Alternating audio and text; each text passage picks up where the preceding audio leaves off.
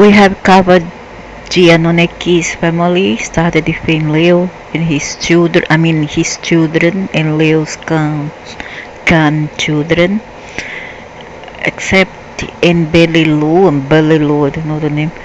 I cannot find data about that particular deity, so let's go to the children of Enki. Okay, starting with Dumuzid, or Damuzid, or Dumuzid, I don't know, Damuzid, I don't know. Not to be confused with Dumuzid, the fisherman. Tammuz redirects here. For Adiusi Tammuz. Tammuz also was referred to this deity, which they call there's some people there who fights over religion. They too are religions and they fight over the other religion group. So I found this video here that talks about this particular deity. Tammuz is a male who is the father of transsexualism, who make up all this story of transsexualism, which I found very contrary to Islam, and they kind of they associate with Islam, but I don't think that the two goes together. See, so I found this video here. It has nothing, it's not my material, I find it online, okay, and it criticizes other religion. I don't know, and is allowed for purpose of criticism and new reporting. Many ask you, can show us any good? Is my mission. Why would someone who follows a religion criticize another religion? I mean, in order for me to try to be different, I need to step on the middle. I cannot take sides, and at the same time I criticize another party. To me it is a hypocrisy, it's hypocrisy.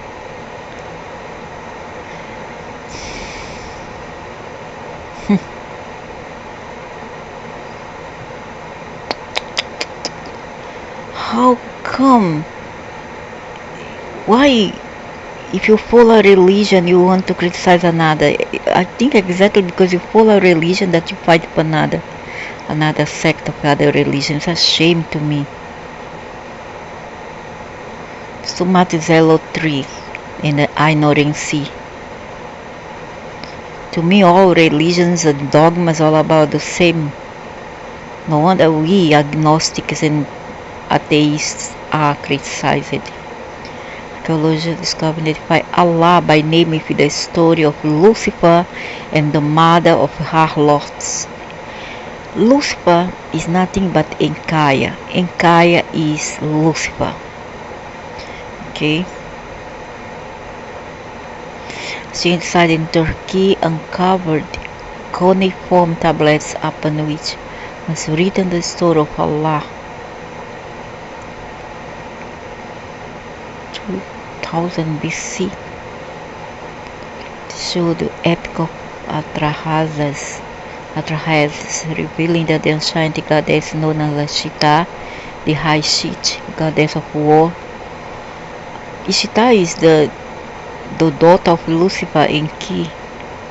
Fertility and sexuality. Ishtar was the queen of harlots, the mother of harlots, and the snake beast god known as Slash. Terran is another name for Allah, is actually mentioned in the epic. I name it as Allah. Who is tell this is a black lady? Okay, is a Christian black lady.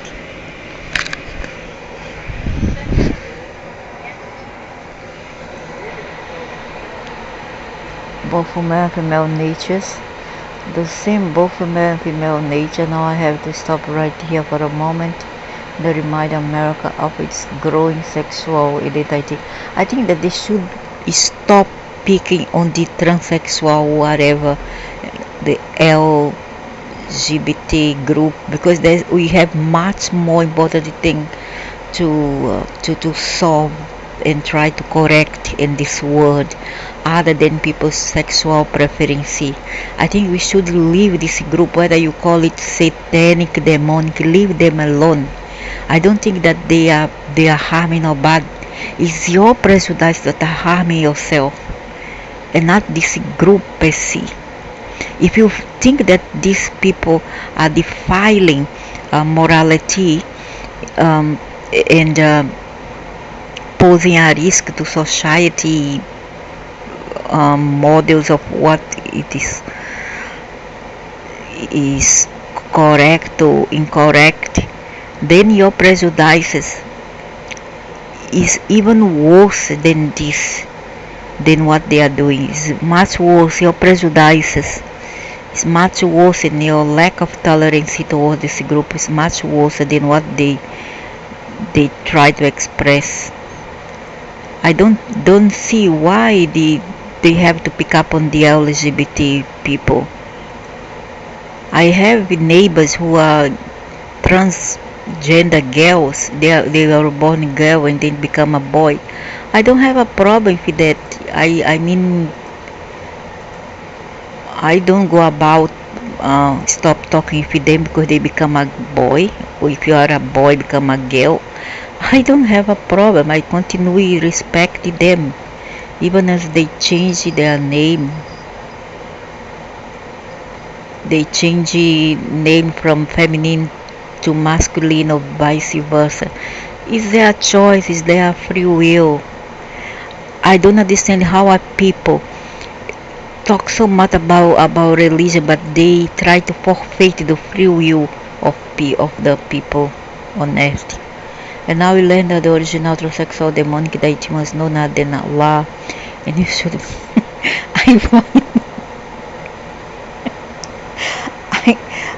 I think that is a neurosis, it's a kind of obsession. Razas the Mesopotamian account of the Great Flood.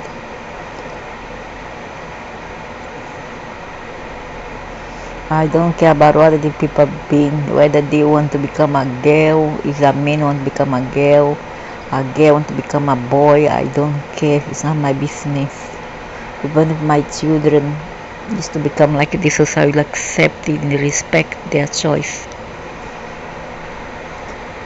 Only literally spirit of God.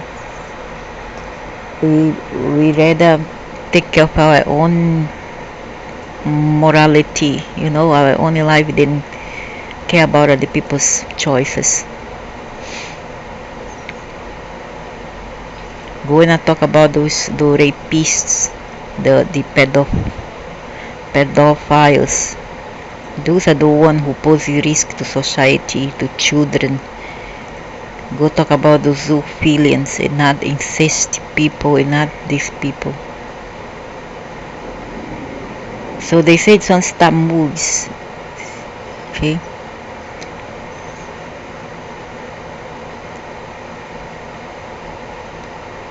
What? Now Allah become Ishtar. Oh great. If Allah is Ishtar, then I start to pray for her tomorrow.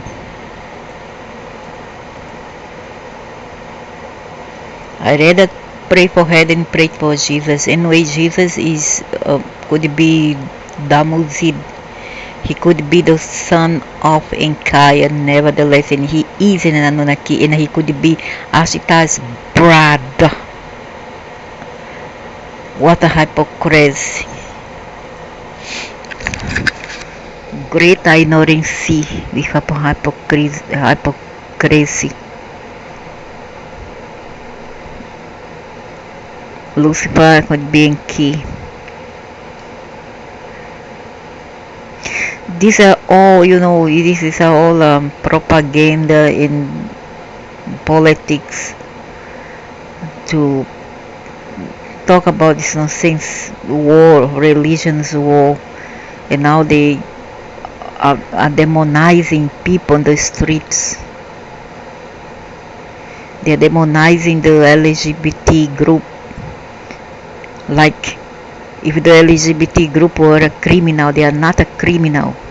And if they are sinner, you are as a sinner as they are. As for me, I don't have to do what I do not condemn. I do not condemn the homosexuals. And I don't have to be one. Neither I like men. I don't like men. I don't like women. I'd rather be asexual.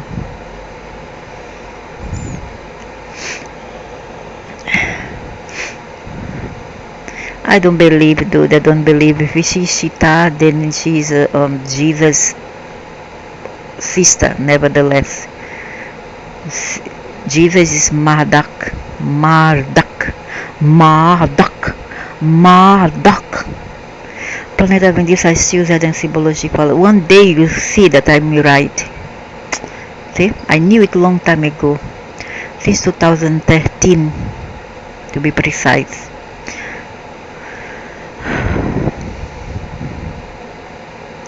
Wait a minute. Did I already talk about Ishita? Or is she the daughter of Enki, not in Leo?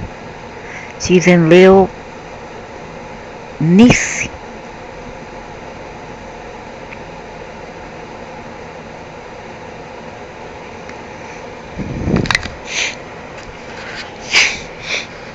I don't think that these people is pro-homosexualism. Oh, come on. Come on. They are the first one who demonize and condemn the homosexual people in the first place. So what's your point?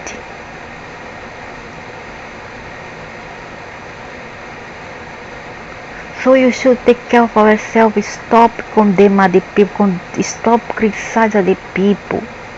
You understand? If you have religion, you shouldn't throw the first stone, because your house is made of glass and jewel. Why should you throw stone at other people? Why? If you think you are better, why you throw stone? Don't throw the first stone. If you follow a religion, do like I can't do that. Why? Because I am not a religious person. I don't follow any dogmas. I don't follow any rituals. I have been there, been to religions, but now I think better. I'm free. Since 1999, I'm free. I'm very grateful to be free. And when I say free, I don't mean that I go about do as I please. No, I still know my boundaries. Okay, I'm free, that I don't have to follow all this ritual, praying for Anunakis, and observe rituals, the religion dogmas and the rites. I don't have to, because everything is inside my heart. I know who I am, and that's enough for me. I do good to others, to the animals. That's suffice. It's enough for me. I have enough of you, have enough of you. Go and clean your backyard before you throw stone at other people. Dumuzid also is seen as this being, which I believe it. One of his avatar is like that. He's also like this for the Mesopotamian. He look like a North African guy. And then here for the Greek, he was Greek, the Hellenines, he was Adonai. Let's see. Dumuzid, not to be confused with Dumuzid, the fisherman Tammuz. Tammuz is also referred to as Dumuzid, or some confuse with Ishita, but they are all Enki, Lucifer children, god of shepherds and fertility. A giant Sumerian depiction of the marriage of Inanna and Dumuzid. And when I do these materials, be clear, be informed that I don't take sides. I don't want to take sides. I'm neither A, neither am I C. I am B. I stay always on the middle. Okay, I don't like to take sides. So abode, heaven, for half the year cool, for the other half means I'm neutral.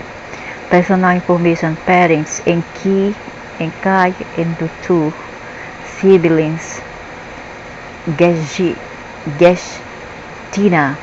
sister, Amashilama, not usually, but in some texts say to be his sister, consort, Inanna, later known as Ishtar. Huh? Wait a minute. I thought that Ishtar was Enki's sister. So that means he have a case with his own sister, is it? Yeah, because they commit incest to keep the lineage. So Greek equivalent Adonis, East Semitic equivalent Tammuz, which the girl Ishtar. Levantine equivalent Tammuz Adonis. So Dumuzid or Tammuz, Sumerian Romanized, Dumuzid Akkadian, Duzu Hebrew, known to the Sumerians Dumuzid the shepherd. An ancient Mesopotamian god associated with shepherds, who was both the first and primary consort of the goddess Inanna, later known as Ishtar. In Sumerian mythology, Dumuzid's sister was Geshtinana, Ishtar, the goddess of agriculture, fertility, and dream interpretation. But Ishtar is associated with sexuality and Venus, romance, etc. and lust. The Sumerian king list, Dumuzid is listed as an antediluvian king of the seat of Badibira, and also an early king of the seat of Uruk. And Inanna's descent into the underworld, Inanna perceives that Dumuzid has failed to properly mourn her death, and when she returns from the underworld, allows the Gala, oh my god, the Gala demons to drag him down to the underworld as her replacement. Inanna later regrets, I'm gonna look for this Gala. Oh brother, are they terrible, horrible, ugly beings? This is the Gulu or something like this, Gala Gulu. So she brings these demons to bring him down, to drag him down to the underworld as her replacement. Inanna later regrets this decision and decrees that Dumuzid will spend half the year in the underworld, but the other half of the year with her, while his sister Geshtinana stays in the underworld in his place, thus resulting in the cycle of the seasons. In the Sumerian poem, Inanna prefers the farmer Dumuzid, competes against the farmer Enkimudu. Could it be his father Enki? For Inanna's hand in marriage. Gilgamesh, but cannot, because Inanna is his sister. His Enki daughters and this demon here, sister anyways. Gilgamesh refers to Tammuz tablet 6 of the Epic of Gilgamesh as the love of Ishtar's youth was turned in Alalu bird into an Alalu bird with a broken wing. Alalu bird, Dumuzid was associated with fertility and vegetation and the heart. Oh my god, get far away from me if you're heat. Dry summers of Mesopotamia were believed to be caused by Dumuzid's yearly death. During the month and midsummer bearing his name, people all across Mesopotamia would engage in public ritual mourning for him. The cult of Dumuzid later spread to the Levant and to Greece, where he became known under the West Semitic name Adonis. And most of the Greek you see today, they are not quite Greek, they are part Arabic. Okay, because the Arabic, the Semitic people went to Greece, so they mix up with they kind of override all the original Greek people, the true Hellenic. So this one we see now, they are not quite Greek. That guy who died, he's a singer. What's his name? From the song Cariless Whisper, George Michael, I don't know what name. He is not quite a Greek. He's a mixed guy. He's North African. He's not a Greek guy.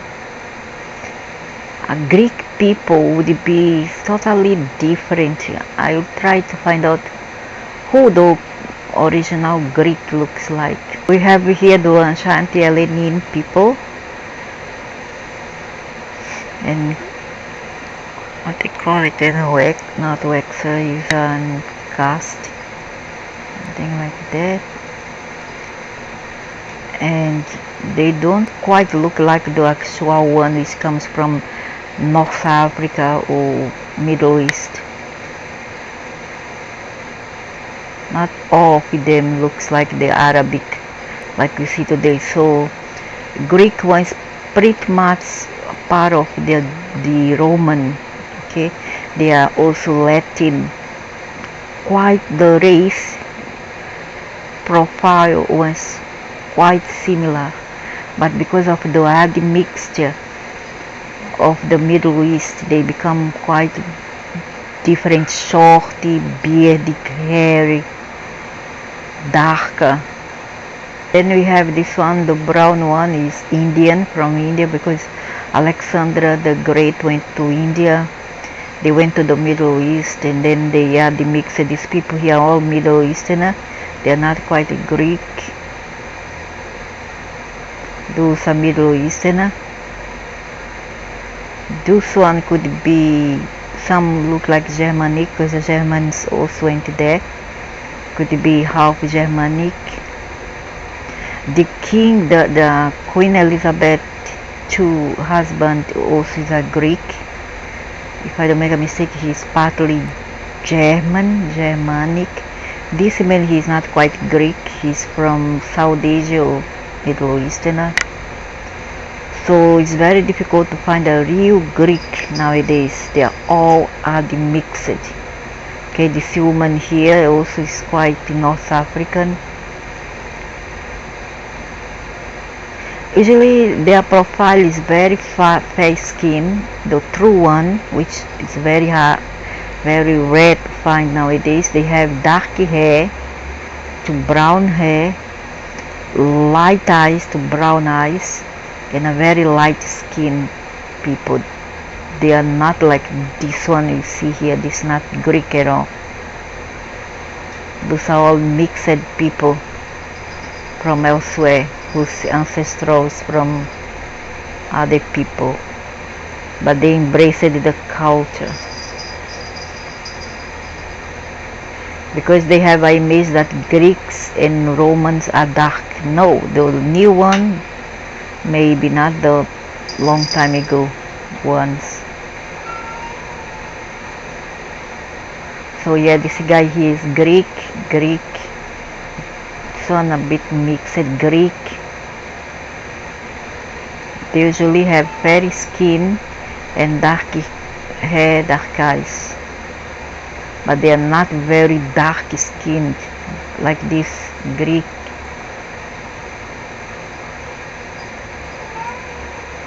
Like this guy here. In fact, the language, the Russian language, has much to do, is much more closer to Greek than some people who pass up on the Greek. They are not quite Greek. They are Greek national, but not in genetically speaking.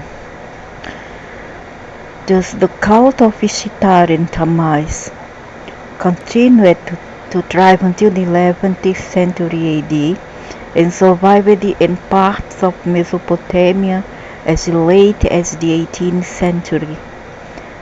Tammuz is mentioned by name in the book of Ezekiel and possibly alluded to in other passages from the Hebrew Bible. In late 19th and 20th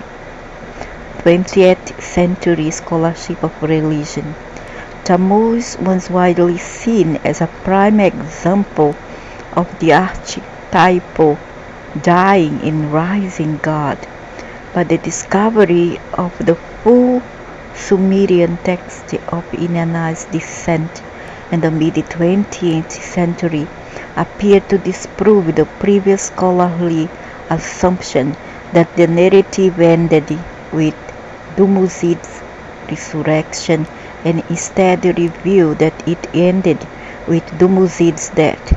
However, the rescue of Dumuzid from the underworld was later found in the text Return of Dumuzid, translated in 1963.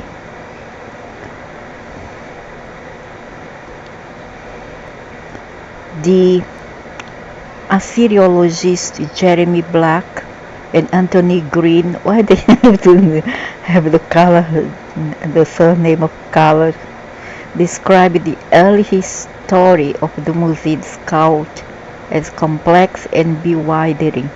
According to the Sumerian king list, Dumuzid was the 50th antediluvian king of the city of Bad Tibira. Dumuzid was also listed as an early king of Uruk, where he was said to have come from the nearby village of Quara and to have been the consort of the goddess Inanna. As Dumuzid Sipar, Dumuzid the shepherd, Dumuzid was believed to be the provider of milk, which was a rare seasonal commodity and a giant summa due to the fact that it could not easily be stored without spoiling. Plant-growing deity. In addition to being the god of shepherds, Dumuzid was also an agricultural deity associated with the growth of plants. A giant Near Eastern peoples associated Dumuzid with the springtime when the land was fertile and abundant. But during the summer months, when the land was dry and barren, it was thought that Dumuzid had died. This is already one kind of analogy. This is a metaphor.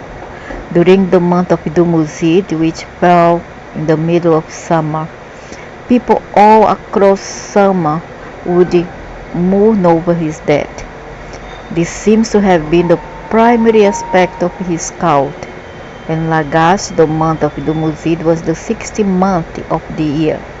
This month and the holiday associated with it was later transmitted from the Sumerians to Babylonians and other East Semitic peoples, with its name transcribed into the languages as Tammuz, a ritual associated with the Ekur temple and Nippur, equates Dumuzid with the snake god Istaran, who in that ritual is described as having died.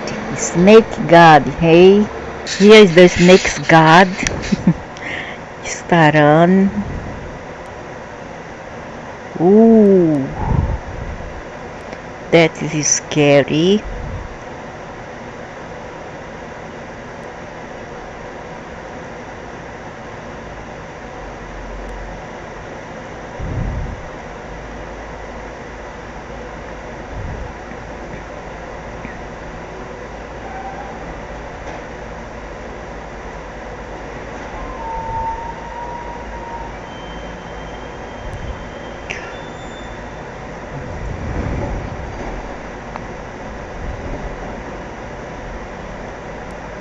So,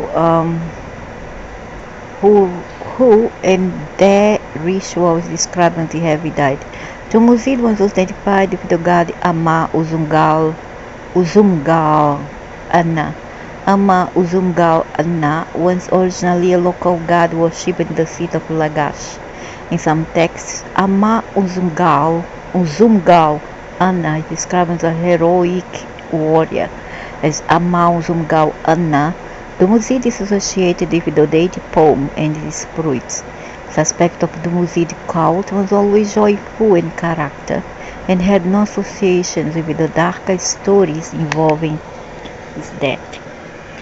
To ancient Mesopotamian peoples, the deity poem represented stability because it was one of the few crops that could be harvested all year, even during the dry season. In some Sumerian poems, Dumuzid is referred to as Maidamu, which means my son. This name is usually applied to him and his role as the personification of the power that causes the sap to rise in trees and plants. Tammuz, the name most closely associated with Dumuzid's return in autumn after the dry season has ended. This aspect of his cult emphasizes the fear and exhaustion of the community after surviving the devastating summer.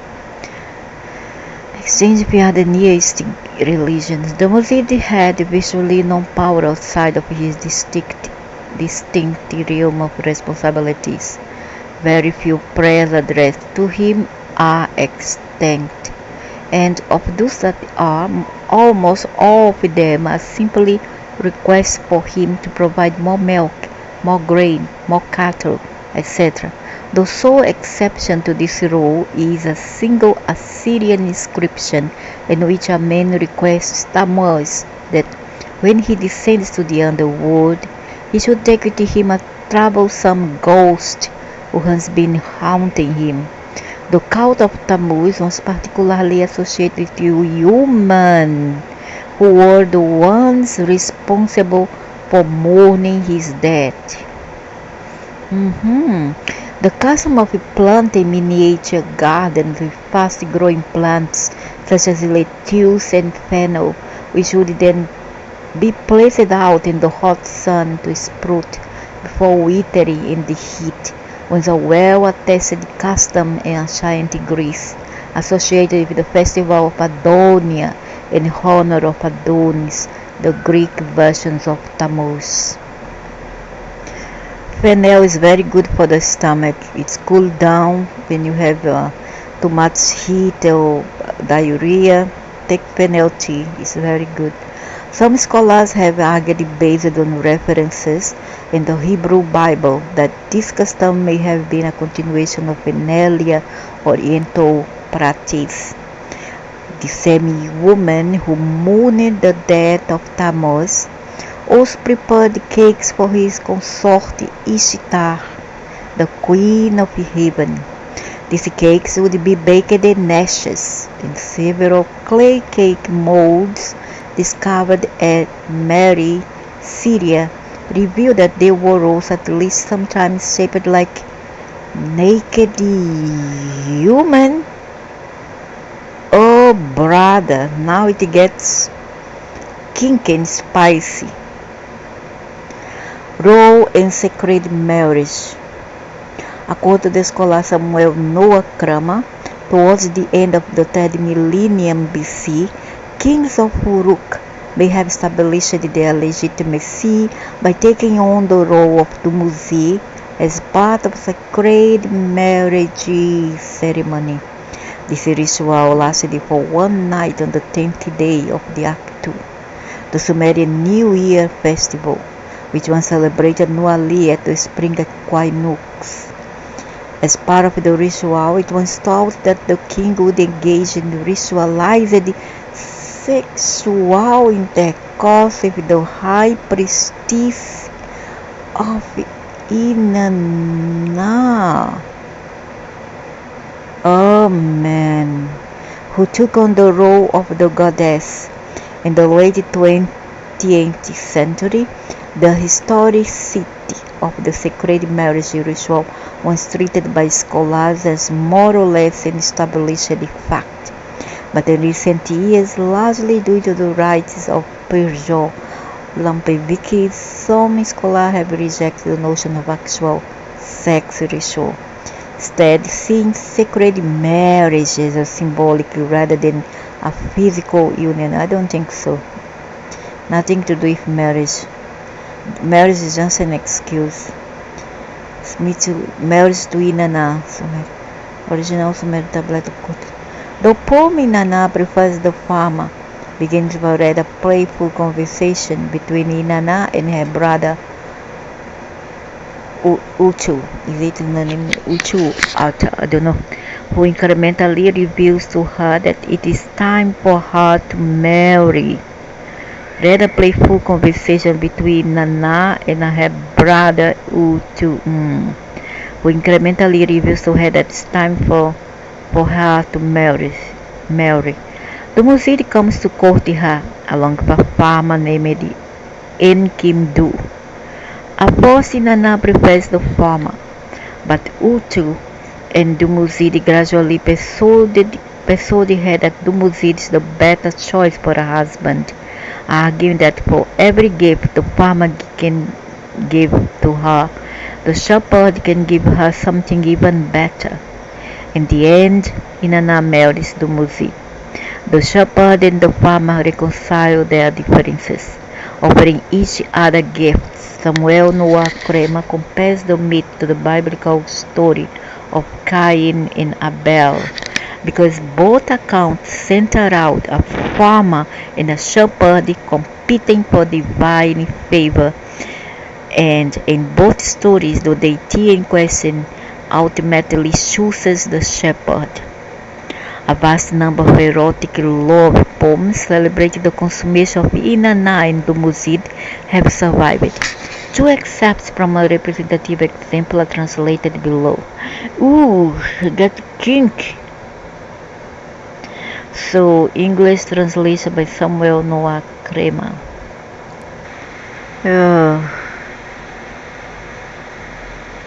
What a nonsense. Giant Sumerian cylinder cell. Towards the end of the epic poem, Inanna's descent into the underworld. Dumuzid's wife Inanna escapes from the underworld but is pursued by a horde of Gala demons who insist that someone else must take her place in the underworld. Gala demons remind me of the Hantu Gala that I always see in the underpark.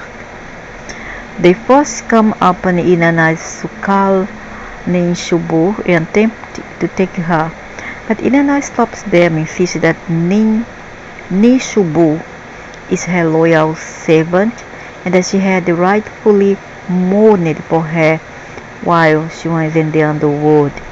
They next come upon Shara, Inanna's beautician, who is still in mourning. The demons attempt to take him, but Inanna insists that they may not, because he had also mourned for her.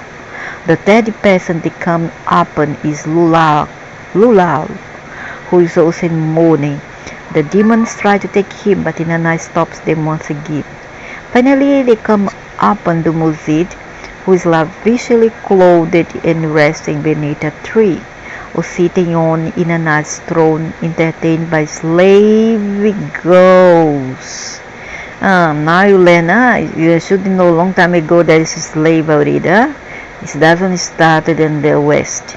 This one's all a nonsense, ignorancy, and it's on purpose. It was already done by design. So Inanna displeased decrees that the demons shall take him, using language which echoes the speech Ereshkigal gave while condemning her.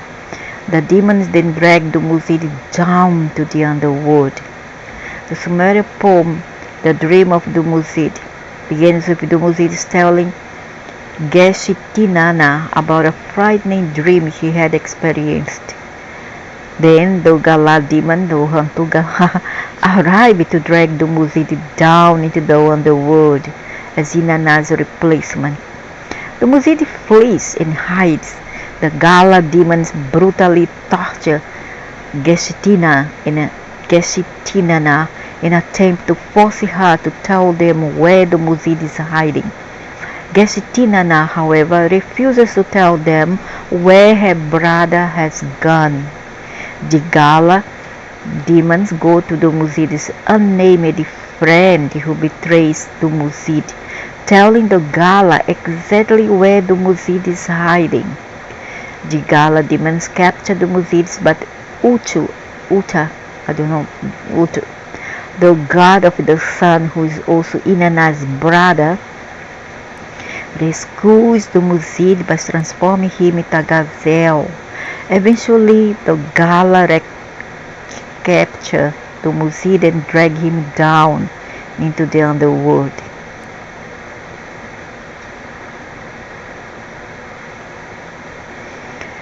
In the Sumerian poem, The Return of Dumuzid, which begins where the dream of Dumuzid ends, Gestinana laments continually for days and nights over Dumuzid's death, joined by Inanna, who has apparently experienced a change of heart, and Surtu, Dumuzid's mother. The three goddesses mourn continually until a fly reveals to Inanna the location of her husband. Together, Inanna and Gestinana go to the place where the fly has told them they will find Dumuzid. They find him there, and Inanna decrees that from that point onwards, Dumuzid will spend half of the year with her sister Ereshkigal in the underworld and the other half of the year in heaven with her, while Gestinana takes his place in the underworld. Oh my gosh. How cruel and stupid are these beings. Other texts describe different and contradictory accounts of Dumuzid's death. The text of the poem Nana and Bilola, discovered at Nepal, is badly mutilated, and scholars have interpreted it in a number of different ways. The beginning of the poem is mostly destroyed, but seems to be a lament. The intelligible part of the poem describes Inanna pining after her husband Dumuzid, who is in the steppe watching his flocks. Inanna sets out to find him. It reminds me of this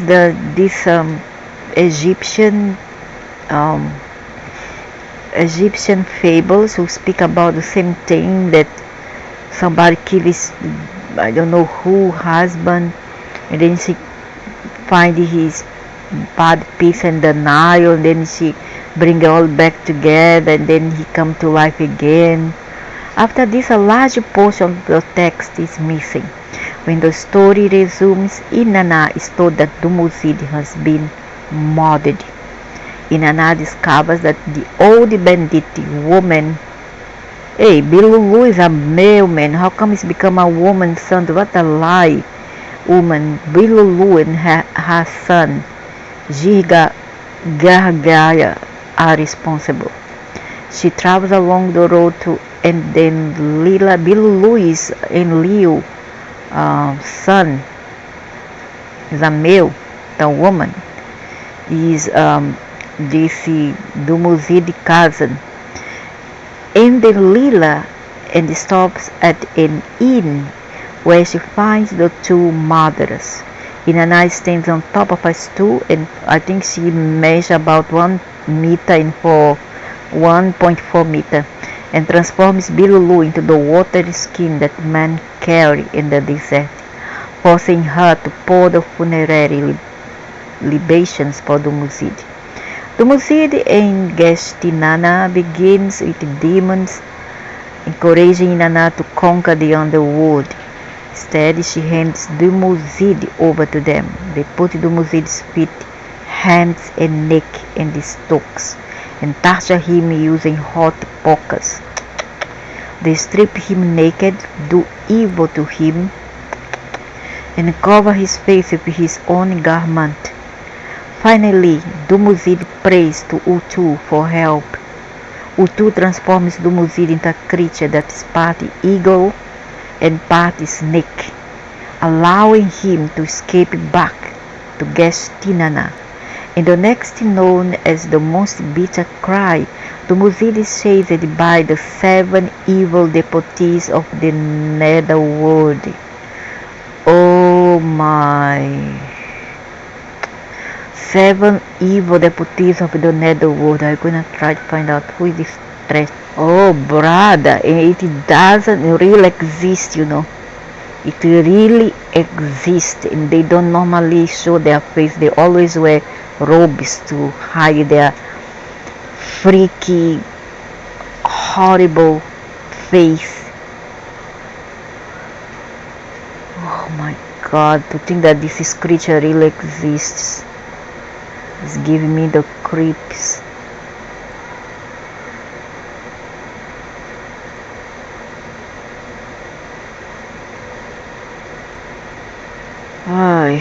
I don't know who is that to protect some people out this earth from these beings. So, he is chased by the 7 evil devotees of the netherworld, and as he is running, he falls into a river. Near an apple tree on the other bank, he is dragged into the underworld, where everything simultaneously exists and does not exist. Oh my god! So simultaneously exists and does not exist because why? It's all make up imagination from the mind. It's all like some kind of visual world which is just made up by the visual mind, perhaps indicating that they exist in insubstantial or immaterial forms. Oh, the 4th dimension. The 4th dimensions. Akkadian cylinder seal.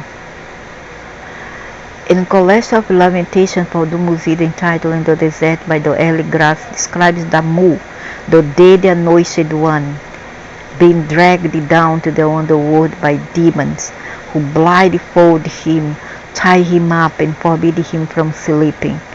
Tammuz's mother tries to follow him into the underworld, poor thing, but Tammuz is now a disembodied spirit, lie in the winds, in the lightnings, and in tornadoes. Oh my gosh! Tammuz's mother is also unable to eat the food or drink the water in the underworld because it is bad. Oh my gosh! Tammuz travels along the road of the underworld and encounters various spirits. He meets the ghost of a small child who tells him that it is lost. The ghost of a singer agrees to accompany the child.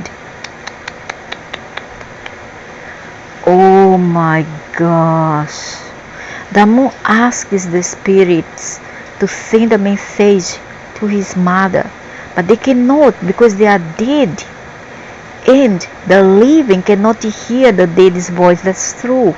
That's very true. Oh my god, poor things. Because they are not allowed because of barriers and boundaries. Unless they come to our dreams, then yes, maybe even that's not easy because they will speak in parables, in a things that words that you don't understand what they are on about. You need to decipher to try to translate what they mean when they talk to you. Tammuz, however, manages to tell his mother to dig up his blood and chop it into pieces. Tammuz's mother gives the congealed, the frozen blood to Tammuz's sister Amashilama, who is a leech. Oh my gosh! Who is a leech? Imagine that, huh? What kind of beings are them? A leech. Amashilama mixes the congealed or frozen blood into a brew of beer, which Tammuz must drink in order to be restored to life. Tammuz, however, realizes that he is dead and declares that he is not in the grass which shall grow for his mother again, nor in the waters which will rise. Oh, this is a metaphor. The mother here could be the earth. The earth mother is cry for the rain, for, I don't know, the sun or whatever. Tammuz's mother blesses him, and Amashilama dies to join him in the underworld. She tells him that the day that dawns for you will also dawn for me. The day you see, I shall also see. We all will see one day, referring to the fact that day in the world above is night in the underworld. That day in the world above here, when it's night, morning, here there is night. When it's night there, here is day. Oh my! But day in the world above is night in the underworld.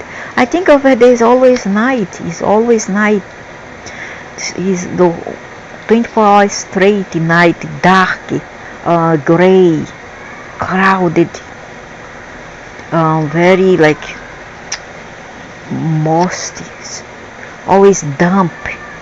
In the Akkadian epic of Gilgamesh, Tammuz is described as a colorful lalu bird, possibly a European roller, so cute.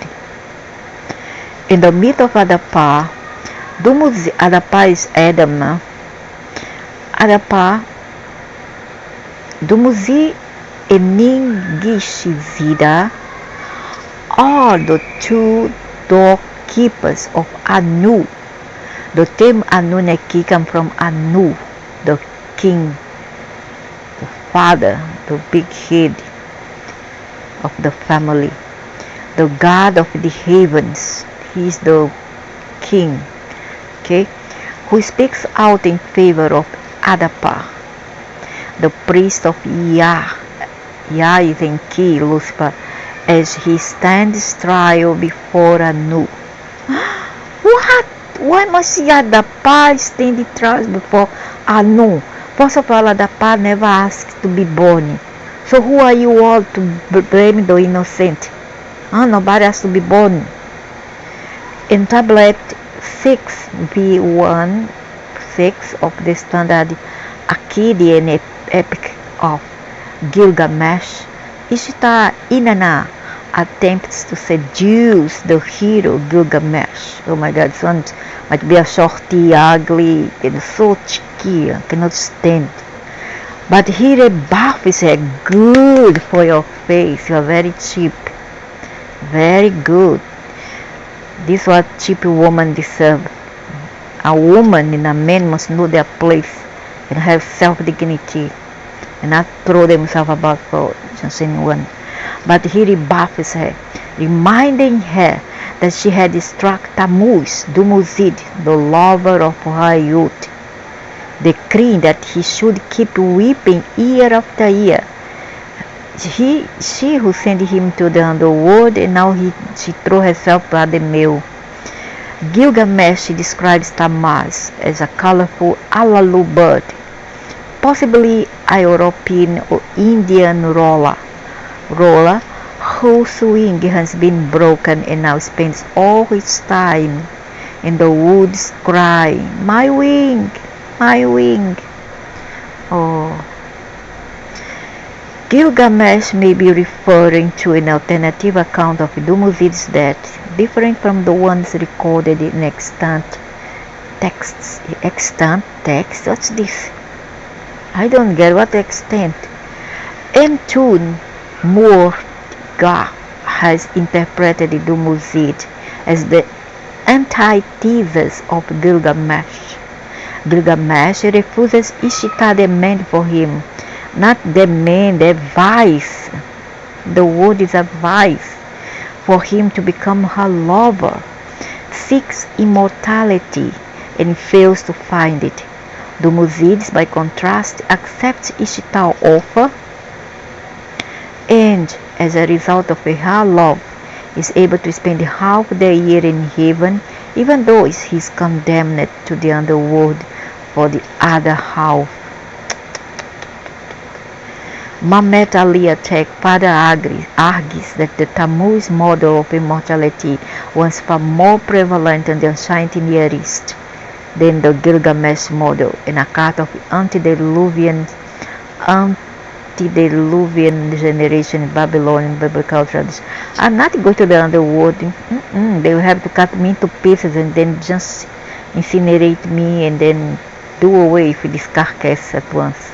Whatever left of me, because I don't want to stay there. I don't deserve that, and I don't belong there, and I don't allow it.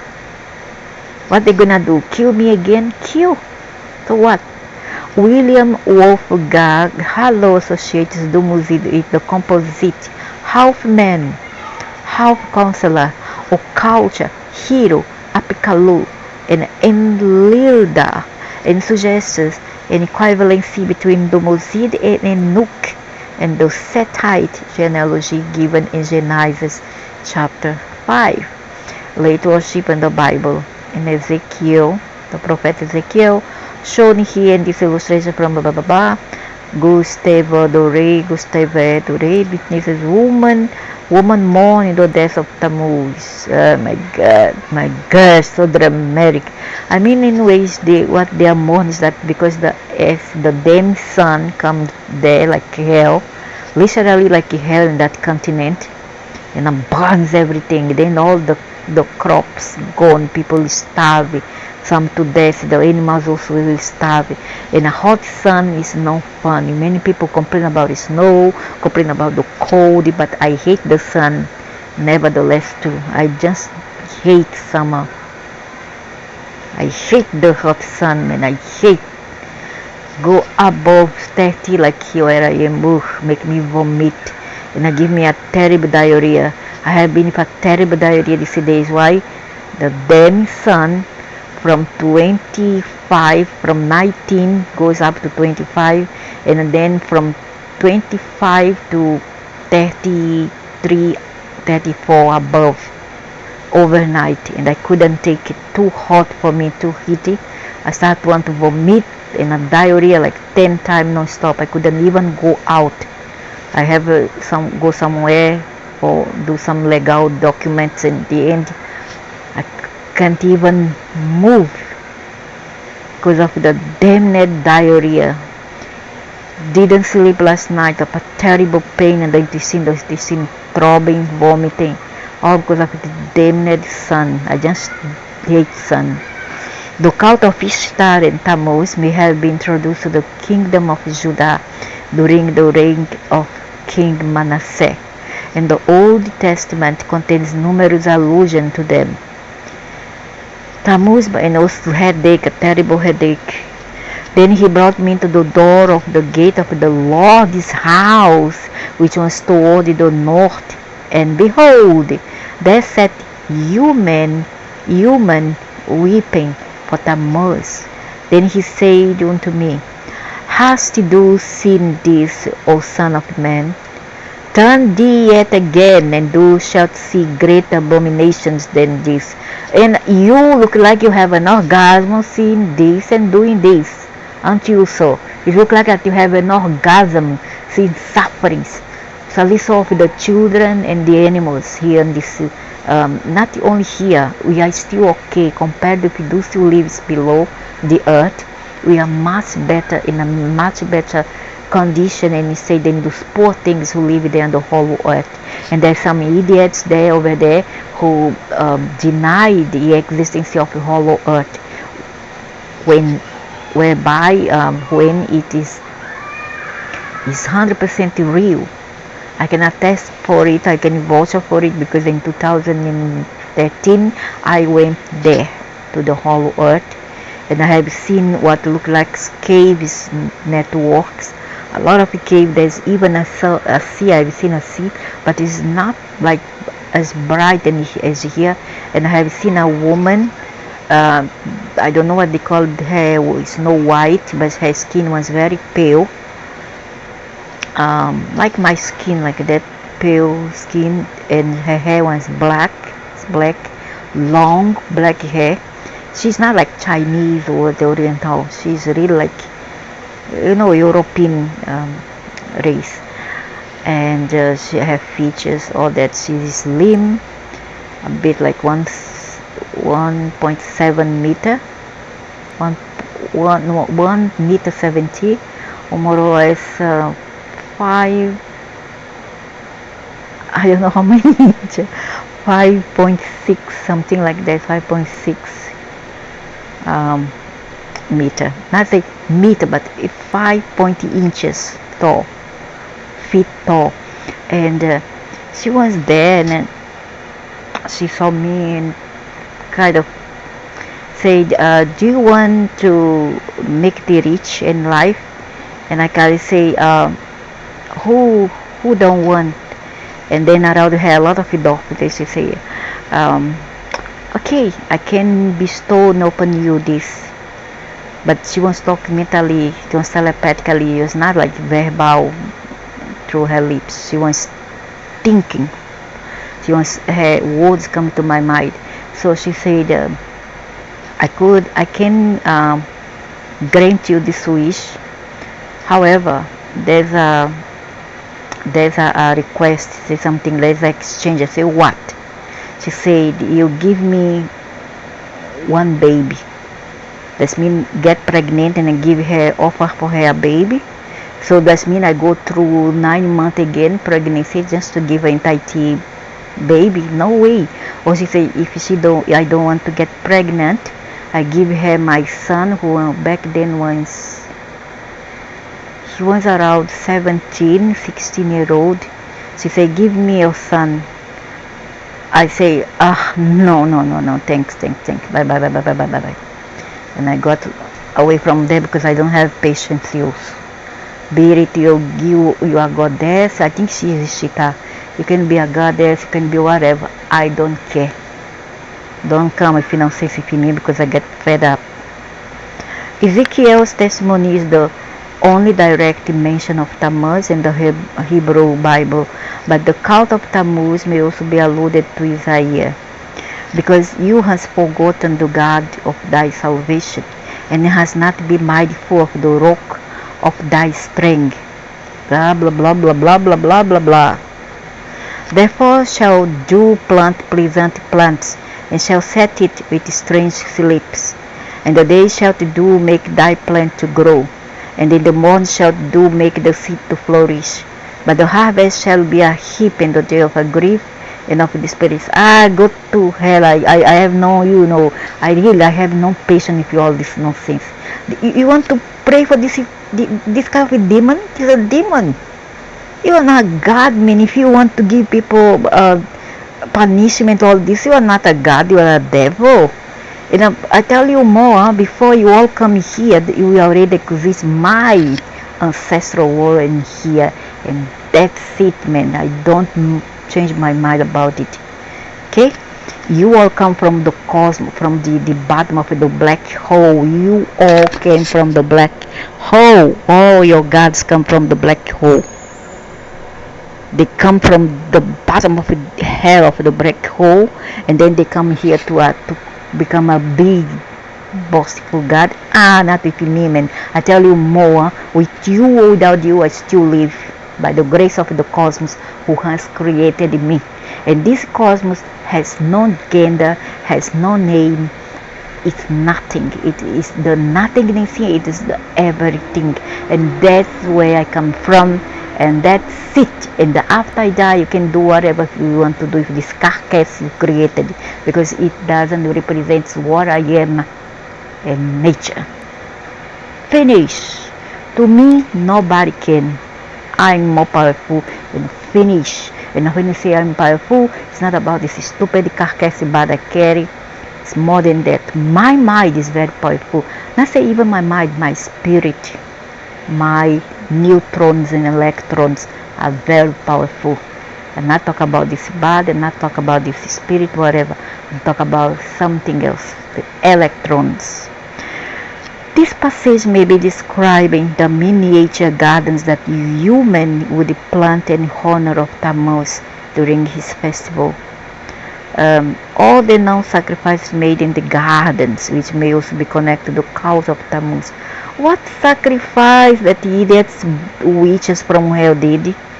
The stupid female, I dislike stupid female, makes me want to poke. Another possible allusion to Tammuz occurs in Daniel. Neither shall he regard the God of his fathers, nor the desire of human. What's the desire of human? To eat, to go shopping? Nor regard any God, for he shall magnify himself above all. Yeah, I can see that you are really too much over the top. The subject of this passage is Antiochus. This one is 4 IVs, 4 Epiphanes.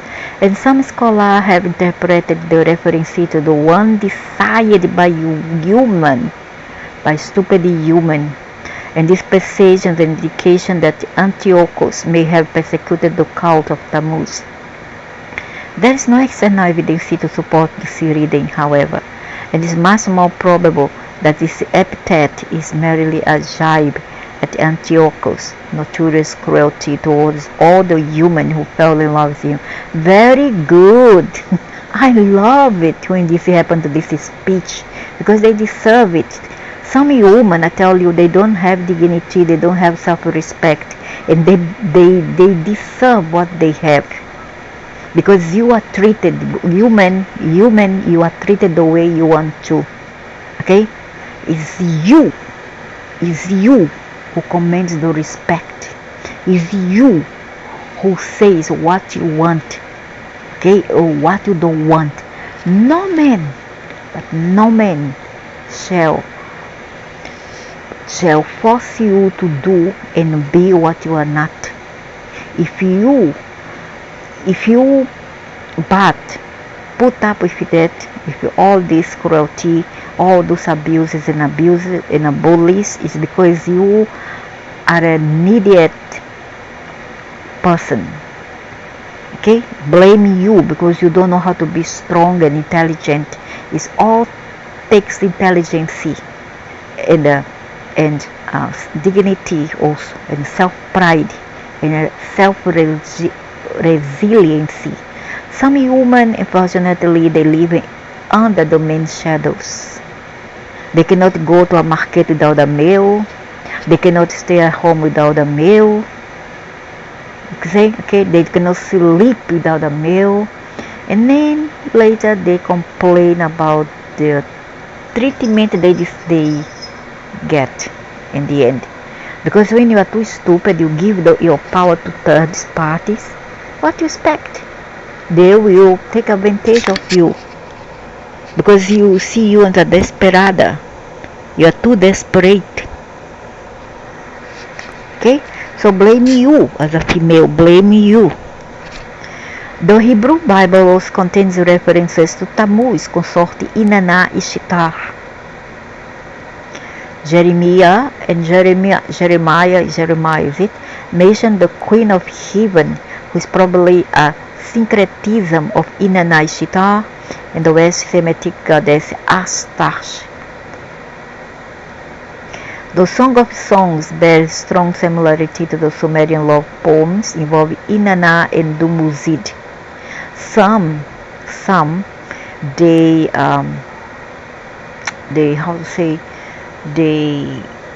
compare Inanna and Dumuzid. They say they are one single deity, as the like it's shown there in that video which I show on the beginning of this video. It was presented at the video. They say that Inanna and Dumuzid are one and only in Tai Chi, and that is Lucifer, and also could be Enki, but we never know. Maybe yes, maybe no, because we never know. We don't see these beings. I don't see. Why should I respect them? Why should I trust them when I don't see them? I don't. I see this entity, they run away, from me. in the garden. And the begin, they start to run away, run away, run away. At the end, they start to come very near my body, very near, inches away from my body. So you never know. You cannot trust them if they run because they hide something. So let's see who is Astash. Of course, she's not this beautiful girl. She isn't. She's ugly and oldie rag.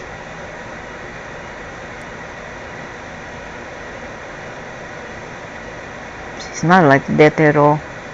You see her face, you run away. It's an oldie rag. You know the myth about the whole oldie rag that come at night to suffocate people. That one, I would say she's more like that brownie. That's her best avatar that she can come as. However, she is not quite human. She's not human at all. This is a beast. Those are beasts. But whenever they come like this. But the one I see was a white woman. But they can take any kind of avatar they want to.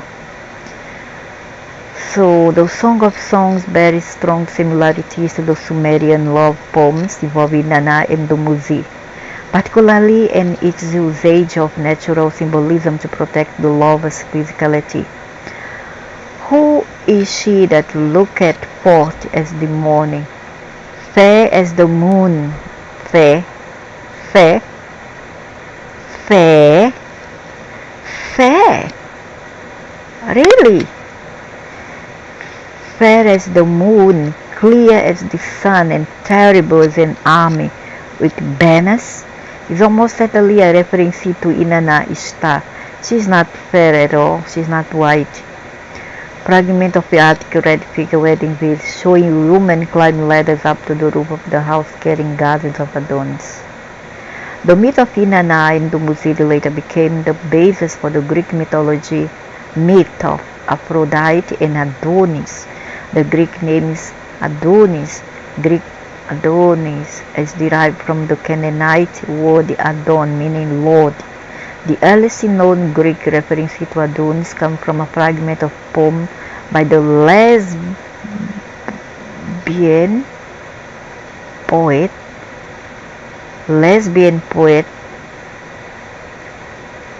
or poetess Sappho, dated to the 17th century BC, in which a chorus of young girls asks Aphrodite that they can do to mourn Adonis' death. Aphrodite replies that they must beat their breasts and tear their tunics. Oh my God, so much drama. That's not me. Cool down. Go and listen to a rap. Just cool down. Just say, I don't wanna know if he died. Please, I don't even want to show. 'Cause baby, I don't wanna know. Later recessions of the Adonis legend reveal that he was believed to have been slain by wild boar during a hunting trip.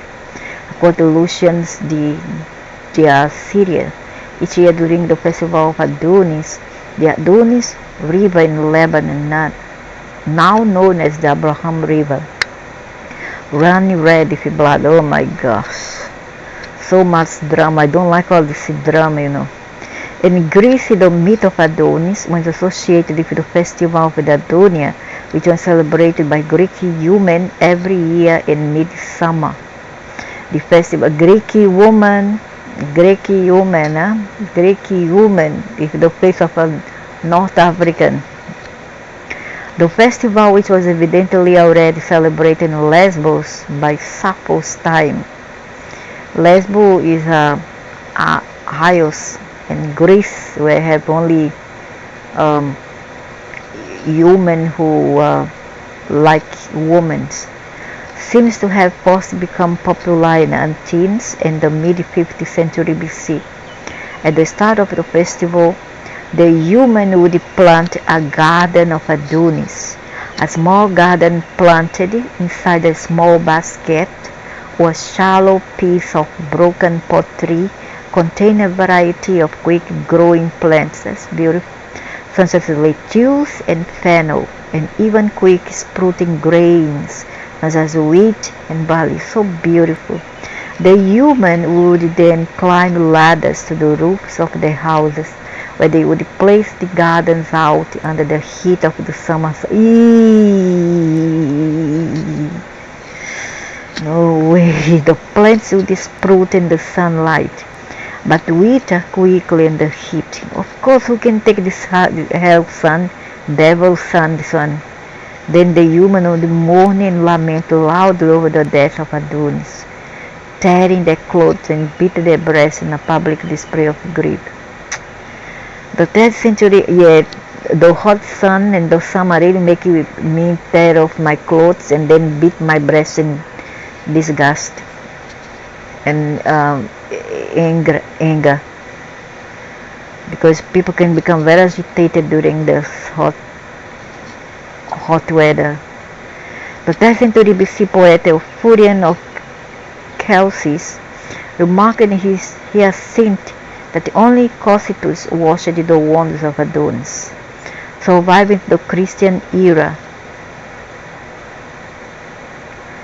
Traditional Mesopotamian religion began to gradually decline between the 3rd and 5th centuries AD as ethnic Assyrians converted to Christianity. Nonetheless, the cult of Ishtar and Tammuz managed to survive in parts of Upper Mesopotamia. The church father Jerome records in a letter dated to the year 395 AD, Annus Domini, that Bethlehem, belonging now to us, was overshadowed by a grove of Tammuz, to say Adonis, and in the cave where once the infant Christ cried, the lover of Venus was lamented. This same cave later became the site of the Church of Nativity. Another thing I want to say, that some ignorant people think that Christmas has everything to do with religion, with the Middle East, and with Christianity. Nah. The culture of the Christian culture actually come from the Nordic. This is a Norse culture. Okay, is a time when they were pagan, and then they kind of celebrate the winter equinox. All right. It has to do with Russians or Norses or Nordic. It hasn't anything to do with Semitic and Arabs or Christianity or Islam. Nothing to do with Judaism. Nothing to do with any of that. Okay? Christmas had another name. It was not Christmas at all. It was another name. It has something to do with the winter solstice. Okay, winter solstice in December, 25th December. Not anything to do with religious. I don't know what this religion nonsense come about. Suddenly they incorporated by design on purpose, so as to override the European culture, the original culture of the Europeans. So the church historian Eusebius, however, does not mention, because I'm here, I don't like nonsense, I don't like lies, I don't like perfidy, I don't like sabotage, I don't like it. I don't like bad characterism in people who have bad character, who join in groups to do all this kind of thing. I don't like, have to expose. So, however, does not mention pagans having ever worshipped in the cave, nor do any other early Christian writers. Peter Wilson has argued that the cave was never dedicated to Tammuz, and that Jerome misinterpreted the Christian mourning over the massacre of the innocents as a pagan rituals over Tammuz death. Massacre of the innocents. John E. Taylor has countered this contention by arguing that Jerome, as an educated man, could not have been so naive as to mistake Christian mourning over the massacre of the innocents as a pagan rituals for Tammuz. I don't know. During the 6th century AD, some early Christians in the Middle East borrowed the elements from poems of Ishtar mourning over the death of Tammuz, and their own retellings of the Virgin Mary mourning over the death of her son Jesus. Yeah, they twist, isn't it? You all twist. You all make your way. Jesus become a white guy, blue-eyed, like a Greek man, when in reality that dude is not even, his avatar is not even like that. He's more like an Arabic or North African man. Okay, he's more like a North African, because I've seen many times since 1975. The Syrian writers Jacob of Serug and Romans the melodist both wrote laments in which the Virgin Mary describes her compassion for her son at the foot of the cross, deeply personal terms closely resembling Ishtar laments over the death of Tammuz. The cult of Tammuz was still thriving over the seat of Haran in the 10th and 11th centuries.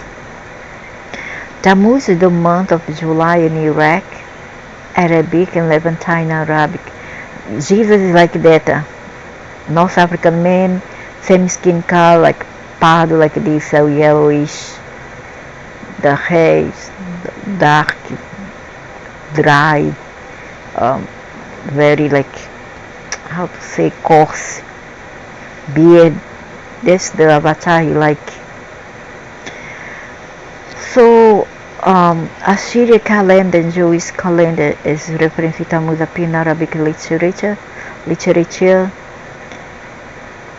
from the 9th to the 11th centuries AD, and what purports to be a translation of an ancient Nabataean, here Arabic Nabataean writes in Aramaic, Nabataean Arabic Nabataeans, text by Gitan. So adds information his own efforts to ascertain the identity of Tammuz and his discovery of the full details of the legend of Tammuz in another Nabataean book. How he summoned the king to worship the 7 planets and the 12 signs, and how the king put him to death several times in a cruel manner. Tammuz is coming to life again after each time, until at last he died. Like he's talking about Jesus. And behold, it was identical to the legend of Saint George. Ibn Washia also adds that Tammuz lived in Babylonia before the coming of the Chaldeans, and belonged to the ancient Mesopotamian tribe called Ganban, something like that. On rituals related to Tammuz and his tribe, he adds that the Sabaeans and Haran and Babylonia still lamented the loss of Tammuz every July, but that the origin of the worship has been lost. In the 10th century AD, the Arabic traveler Al-Nadim wrote in his Kitab al-Fares that all the Sabaeans of our time, those of Babylonians as well as those of Haran, lament and weep to this day over Tammuz, the festival which they, more particularly the human, hold in the month of the same name, drawing from a work on Syriac calendar feast days. Al-Nadim describes a Tammuz festival that took place in the middle of the month of Tammuz. Human bewailed the death of Tammuz at the hands of his masters, who say to have ground his bones in a mill and scattered them to the wind. What? What? It may have some other meaning. Might be they take the fruit and then put in the kind of a grinder, and then they grind the bone, and then not the bone, the fruit, and take the seed and scatter it. Consequently, human would forego the eating of ground foods during the festival time. The same festival is mentioned in the 11th century by Ate, who recounts that it still took place every year at the appointed time along the banks of the Tigris River. The cult of Shitar in Tammuz still existed in Mardin as late in the 18th century. Tammuz is still the name for the month of July in Iraq Arabic, as a die in the rising god.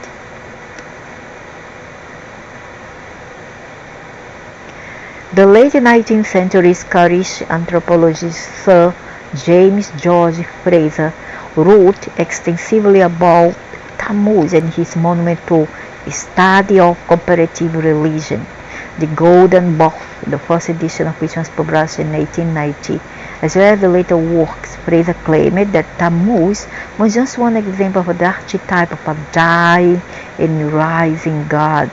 Does it ring a bell? Who died on the cross and then come to life again?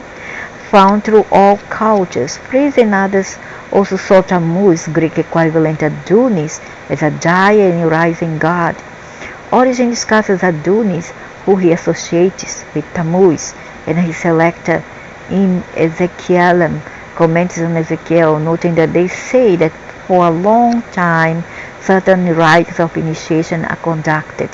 First, that they weep for him, since he has died. Second, that they rejoice for him because he has risen from the dead. Upon Necrum Anastanti. Tammuz categorization as a dying rising god was based on the abbreviated Akkadian redaction of Inanna's descent into the underworld was missing the ending, since numerous lamentations over the death of Dumuzid has already been translated. The scholar filled in the missing ending by assuming that the reason for Ishtar's descent was because she was going to resurrect Dumuzid, and that the text could therefore be assumed to end with Tammuz resurrection. Then, in the middle of the 20th century, the complete unabridged original Sumerian text of Inanna's descent was finally translated, revealing that instead of ending with Dumuzid's resurrection as it had been assumed, the text actually ended with Dumuzid's death. The rescue of Dumuzid from the underworld was later found in the text Return of Dumuzid, translated in 1963. Biblical scholars poet and Greg Boyd argued in 2007 that this text does not describe a triumph over death, because Dumuzid must be replaced in the underworld by his sister, thus reinforcing the inalterable power of the realm of the dead. However, the scholar has cited this as an example of a god once previously dead and risen again.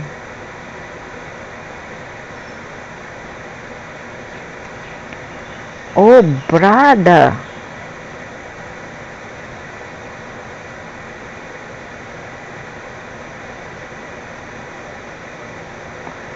Hear him on the underworld, he's an angel. I mean, he's an Anunaki.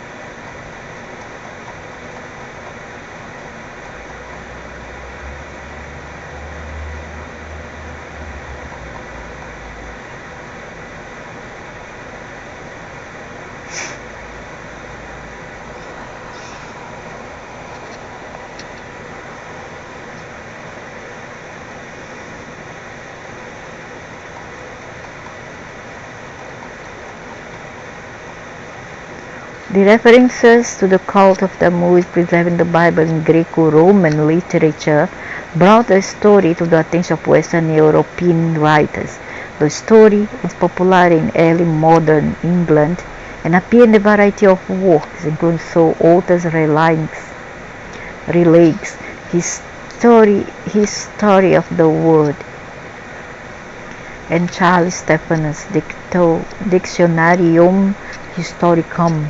These have all been suggested as source for Tammuz, most famous appearance in English literature as a demon in Book 1 of John Milton's Paradise Lost. Tammuz comes next to Pahid, whose annual wander in Lebanon allowed the Syrians themselves to lament his fate.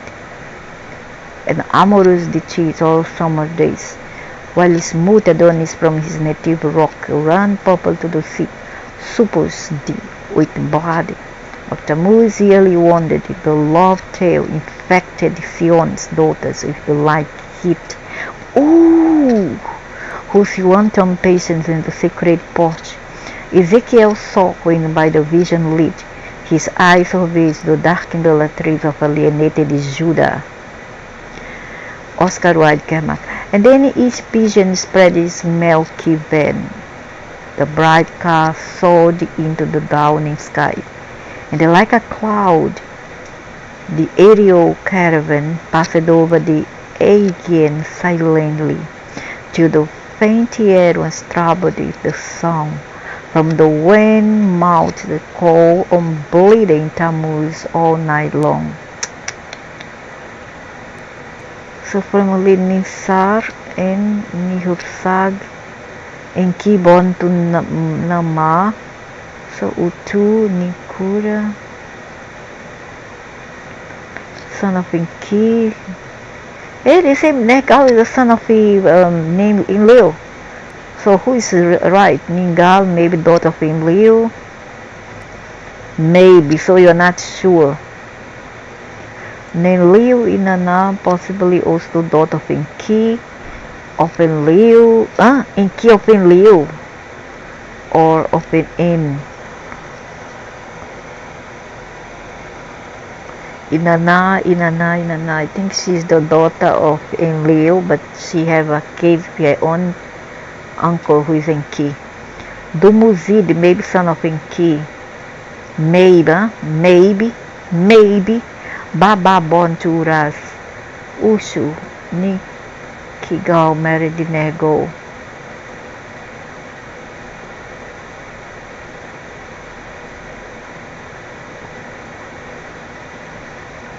So we never know the truth actually. This is just the suppositions, and we don't truly know what's transpired between the veil, and maybe this being, sometimes I believe that it is a single being that has split itself and many parts of itself to become a father, a grandfather, grandchildren, etc.